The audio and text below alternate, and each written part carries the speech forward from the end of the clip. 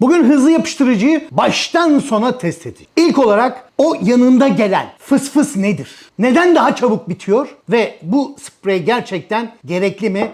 Yoksa satış pazarlama stratejisi. Ucuzundan pahalısına 8 adet hızlı yapıştırıcıyı çekme testine sokacağız. Marka değil, Newton konuşacak. Ve daha fazlası bugün bu video. Bugünkü testlerimiz bir laboratuvar ortamı değil. Kendi yaptığım test cihazıyla deneyeceğim. Bunun için sonuçlar kesin böyledir diyemem. Hata payı olabilir. Ama zaten bu testlerin bir kalite kontrol işlemi değil, sadece biz kullanıcılara fikir amaçlıdır. O zaman şimdi başlayalım.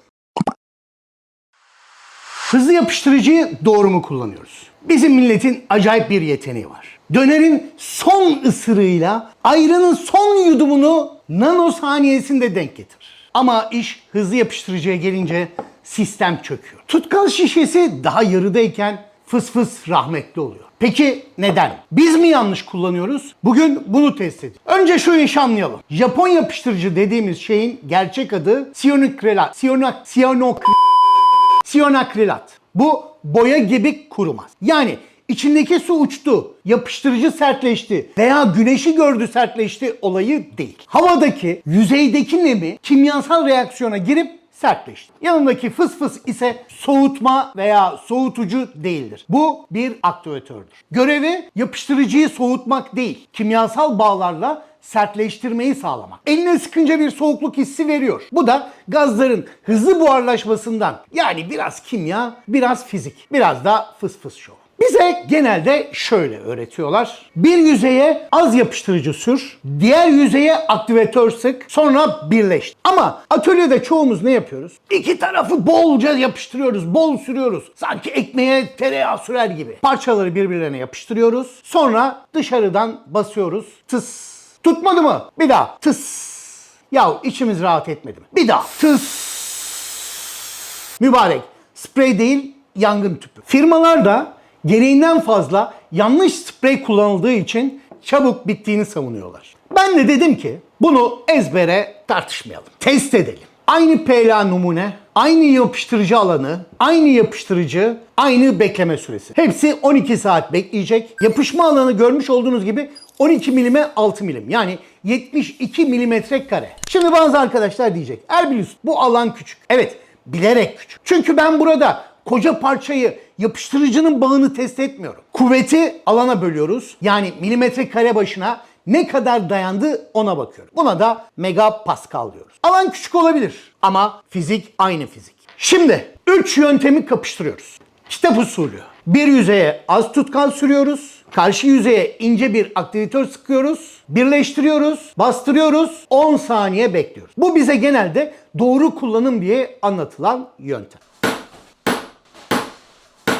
İlk yöntem, yani kitap usulü 640 Newton 8.89 megapascal. İkinci yöntem usta usulü. Yüzeye az tutkal sürüyoruz. Parçaları birleştiriyoruz. Tutkal iki yüzeye de bulaşsın diye. Sonra dışarıdan fıs, yani tutkalı boca etmiyor. Ama iki yüzeye de yayılmasını sağlıyoruz. Ve az bir aktivatör kullanıyoruz. Usta usulü 787 Newton 10.94 megapascal. Ve üçüncü yöntem, anam babam yöntemi, bol kepçe usulü. İki tarafa da bolcana tutkal sürüyoruz, birleştiriyoruz. Kenarlardan ters ve sonradan dışarıdan fıs fıs fıs.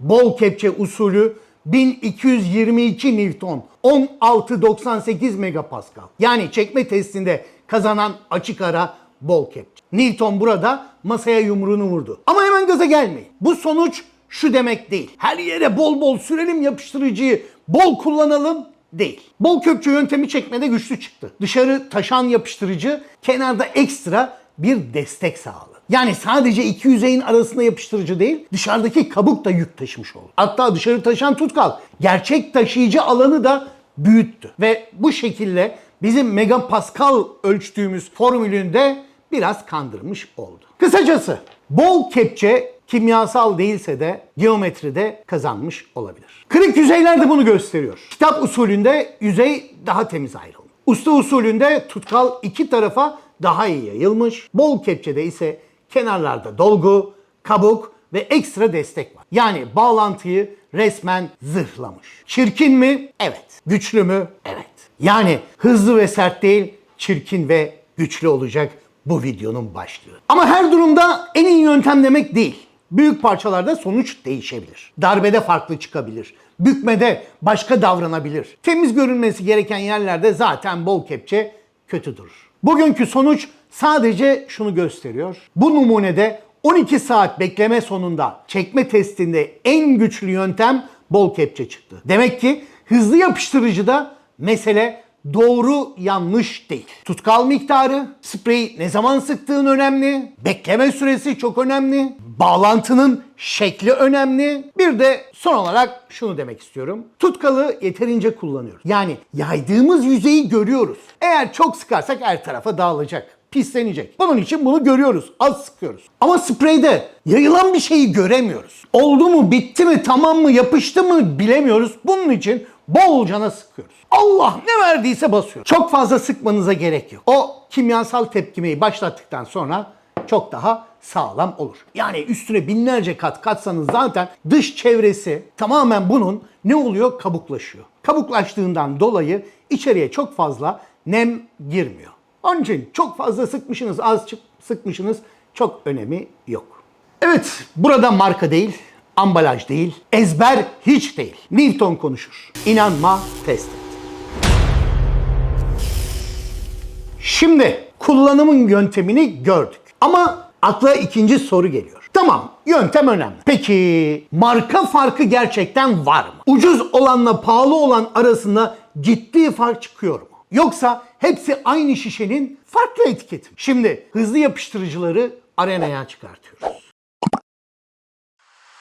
Ucuz mu, pahalı mı? Hızlı yapıştırıcı arenasına hoş geldiniz. Bir ürün alırken içimizde 3 kişi kavga eder. Biri der ki ucuza al geç. Hepsi aynı zaten. Diğeri der ki yok kardeşim pahalı olan kalitelidir. Üçüncüsü de bizim içimizdeki Türk ekonomisti. Abi ortasını alalım da cebimizde, gönlümüzde kırılmaz. Bugün bu kavgayı hızlı yapıştırıcılarda çözüyoruz. Masada ucuz, orta, pahalı hepsi var. Bugün burada 80 liradan 210 liraya kadar aldığım yapıştırıcılar var. Hepsi aynı arenaya çıkıyor. Çünkü hızlı yapıştırıcıda en çok duyduğumuz laf şu. Abi bunların hepsi aynı. Peki gerçekten aynı mı? Yoksa bazısı yapıştırıcı, bazısı sadece şişelenmiş özgüven. Bugün bunu çekme testiyle göreceğiz. Ama baştan söyleyeyim, burada marka kavgası yok. Kimseyi kötülemek için değil. Aynı şartlarda ne yaptıklarını görmek için. Hepsinde aynı test ürünü, aynı yapışma alanı, aynı bekleme süresi, aynı test cihazı ve aynı uygulama yöntemi. Bu marka testinde daha önce yaptığım gibi bol kepçe yapmadım. Çünkü bol kepçede dışarı taşan yapıştırıcı bağlantıyı zırhlıyor. Alanı büyütüyor. O zaman marka gücünü değil, biraz da geometriyi test etmiş oluyoruz. Bu yüzden hepsini aynı mantıkta yaptım. Bir yüzeye az yapıştırıcı sürüyorum, yapıştırıyorum, dışarıdan aktivitörü sıkıyorum. 12 saat bekliyorum. Yapışma alanı yine aynı 12 çarpı 6 yani 72 milimetre kare. Ayrıca işi tek numuneye bırakma. Her üründen yaklaşık olarak 6 tane ürün test ettim. Çünkü tek testte bazı problemler olabilir. Biri tam oturmaz, biri az tutar, biri naz yapar. Sonra yorumlarda biri çıkar. Abi o numune moral olarak hazır değilmişti. O yüzden ortalamaya baktım. Makine çekti, Newton yükseldi. Kırılma anları da şimdi başlıyor. Şimdi hem güce hem fiyata bak. Patex. Yaklaşık olarak fiyatı 205 lira. Ortalama 604 Newton, 8.39 megapascal. Yani yaklaşık 61.6 kilo yük taşıdı. Nitre Apel. Fiyatı yaklaşık olarak 127 lira. Ortalama 628 Newton, 8.73 megapascal yani yaklaşık 64.1 kilo yük taşıdı. Akfix.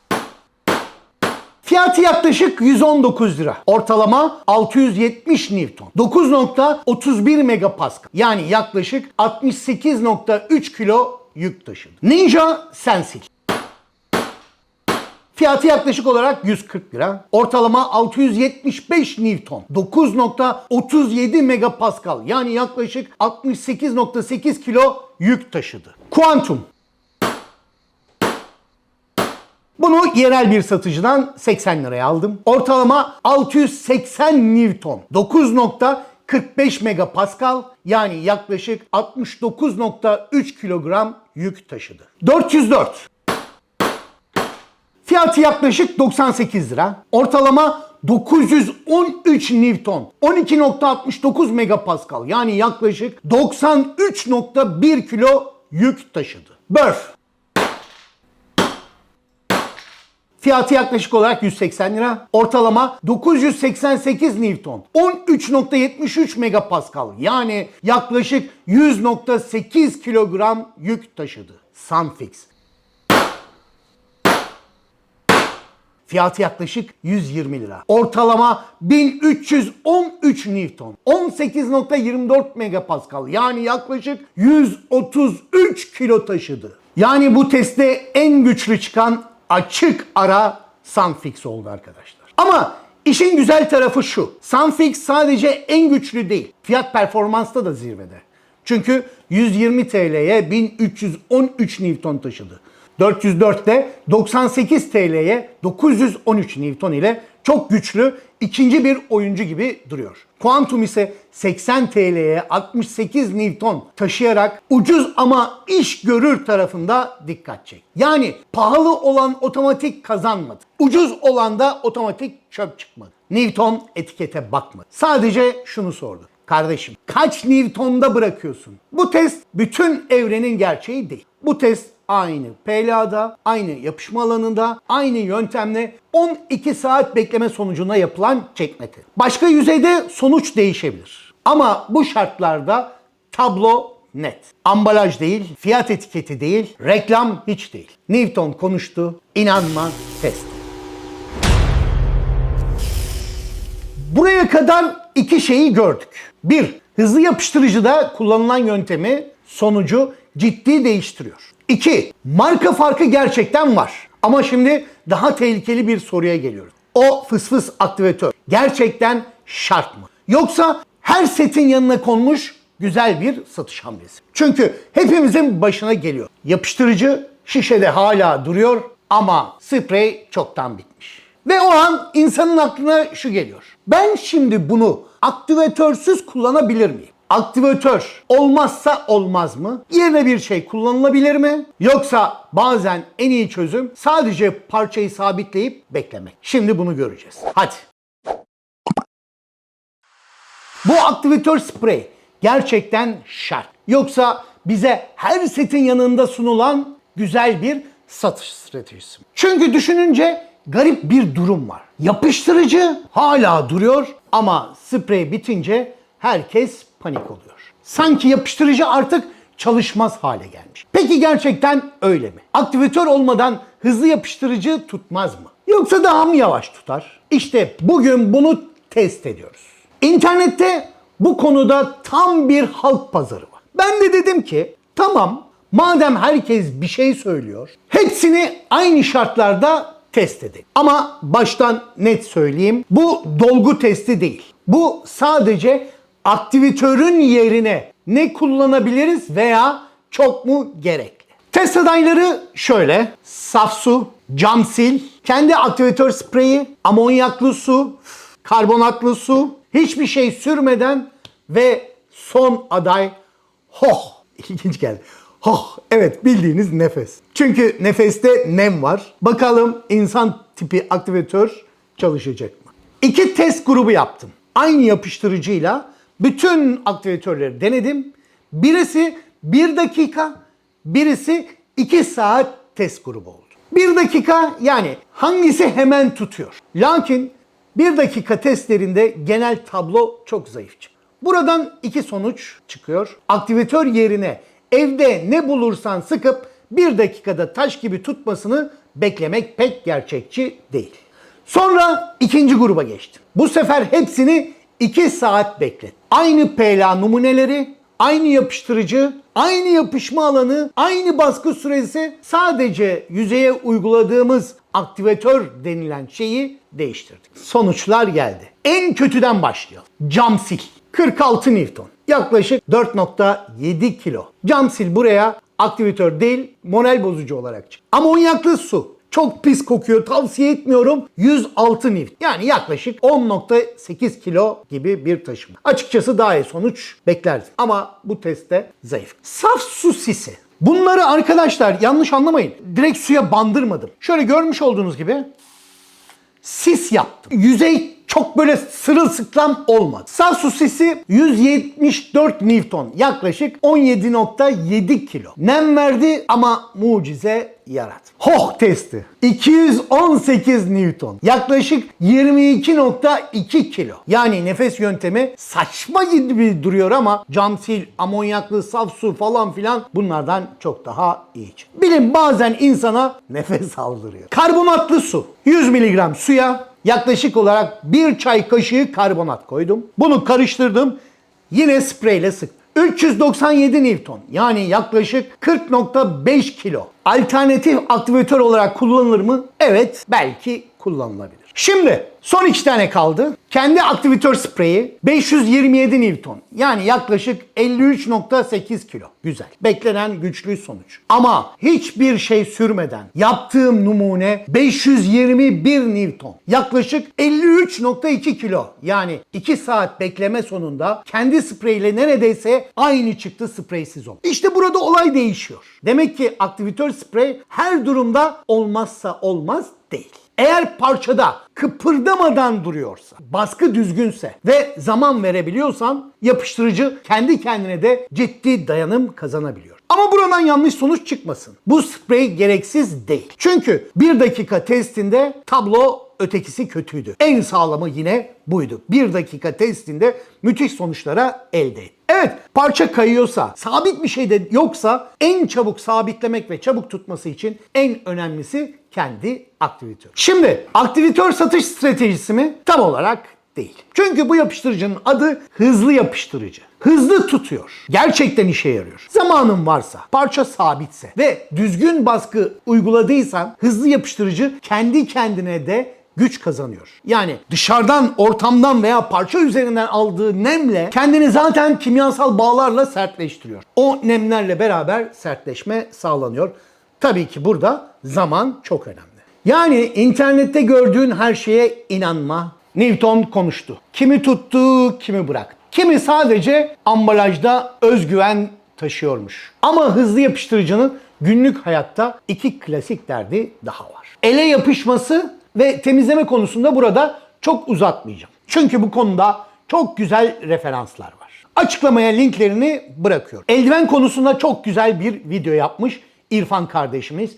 İrfan iz bırakan. Açıklamaya da veya şuraya da linki koyuyorum. Kendisi de hemen çıkar. Arkadaşlar bu yapıştırıcıyla hangi eldivenleri kullanabilirsiniz? Gayet açıklayıcı müthiş bir video. Onu mutlaka izleyin. Burada ona çok fazla değinmeye gerek yok. Elimize, sağa sola, farklı yerlere bulaştı, ne yapmalıyız? Bununla ilgili de bir video daha var arkadaşlar. Yine Birkan kardeşimin, Birkan iz bırakanın bir videosu var. Çok fazla değinmek istemiyorum. Oradan onu da görebilirsiniz arkadaşlar. Ele bulaştığında, sağa sola bulaştığında, bir yerlere bulaştığında nasıl temizlenebilir? Bugün şunu gördük. Hızlı yapıştırıcıda tek bir doğru yok. Kullanım yöntemi sonucu değiştiriyor. Marka farkı var. Fiyat etiketi her şeyi söylemiyor. Sprey hemen tutturmak için çok işe yarıyor. Ama zamanın varsa bazen yapıştırıcı kendi kendine de güç kazanabiliyor. Ve en önemlisi atölyede duyduğunuz her şeye doğru olmayabilir. İnternette gördüğünüz her yöntem de çalışmıyor. O yüzden bu serinin adına boşu boşuna inanma test et demedim. Videoyu beğendiysen destek olmayı unut. Yorumlara da şunu yaz. Sence bir sonraki testte neyi test edeyim? Aşağıda yorumlarda bekliyorum. O zaman hadi hep beraber bir şeyler yapalım.